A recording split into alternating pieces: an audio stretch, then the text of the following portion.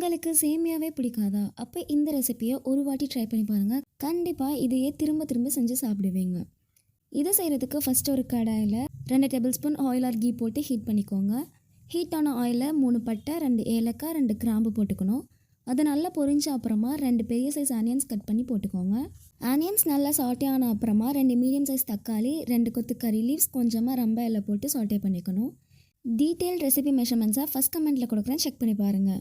எல்லாமே சாட்டே ஆன பிறகு 2 spoon curd, 2 spoon ginger garlic paste போட்டு நல்லா மிக்ஸ் பண்ணிக்கணும். எல்லாமே நல்லா மிக்ஸ் ஆன அப்புறமா 1/4 டீஸ்பூன் டர்மரிக் பவுடர், 2 டீஸ்பூன் வீட்டு மசாலா சேர்த்து நல்லா கிளறி விட்டுக்கோங்க. உங்கள் டேஸ்ட்டுக்கு ஏற்ற மாதிரி மசாலா அண்ட் சால்ட் சேர்த்துக்கோங்க.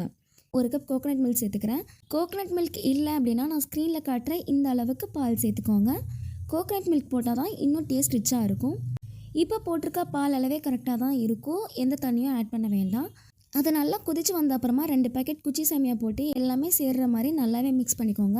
நல்லா கிண்டி விட்ட அப்புறமா ஒரு 5 மினிட்ஸ் மூடி போட்டு ஸ்டவ்வை சிம்மில் வச்சு நல்லா குக்காக விடணும்.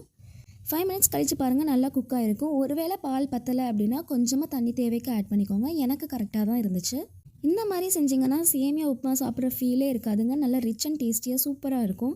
இதை நீங்கள் இன்ஸ்டண்ட்டாக செஞ்சு சர்வ் பண்ணிடலாம். இதே சேமியாவில் நான்வெஜ் ரெசிபி வேணும் அப்படின்னா நான்வெஜ் அப்படின்னு சொல்லி கமெண்ட் பண்ணுங்கள், சீக்கிரமே அப்லோட் பண்ணுறேன். இந்த வீடியோவை லைக் அண்ட் ஷேர் பண்ணிவிட்டு மறக்காமல் எப்படி இருந்துச்சுன்னு சொல்லி கமெண்ட்டில் சொல்லுங்கள். இது மாதிரி நிறையா ரெசிபிஸ் அண்ட் அப்டேட்ஸ்க்கு என்னோட சேனல் சப்ஸ்கிரைப் பண்ணிவிட்டு பக்கத்தில் இருக்க நோட்டிஃபிகேஷன் பட்டனை கிளிக் பண்ணிக்கோங்க. தேங்க்ஸ் ஃபார் வாட்சிங்.